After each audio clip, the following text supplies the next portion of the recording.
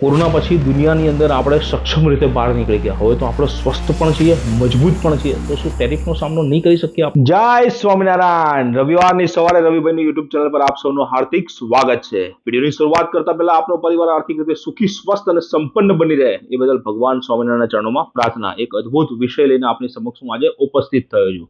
નરેન્દ્ર મોદી સરકારના શાસનની અંદર 11 વર્ષમાં શું બદલાયું અને એની માર્કેટની અંદર ઇમ્પેક્ટ શું આવશે એ વિષય પર આજે વાત કરીશું.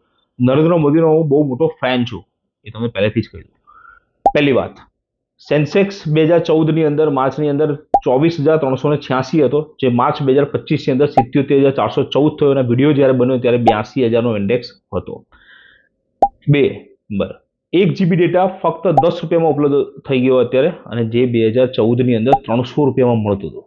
ત્રીજી વાત, 5G છેલ્લા 22 મહિનાની અંદર 99.6% જિલ્લાની અંદર પહોંચી ગયું. નેટવર્ક આવશે તો તમામ સુવિધાઓ પણ વધશે, જેવી કે online communications, work from home જેવી સુવિધાઓ પણ અંતરિયાળ ગામડાઓમાં મળશે. 4 નંબર, ભારત વિશ્વનો સૌથી મોટો મોબાઈલ ઉત્પાદક દેશમાં બીજા નંબર પર પહોંચી ગયો. 5મો, વિશ્વમાં દર બીજો ડિજિટલ વ્યવહાર ભારતમાં જ થાય છે. 6ઠું, એપ્રિલ 2025ની અંદર 24 લાખ કરોડ રૂપિયાના યુપીઆઈ ટ્રાન્ઝેક્શન્સ થયા. 7મો,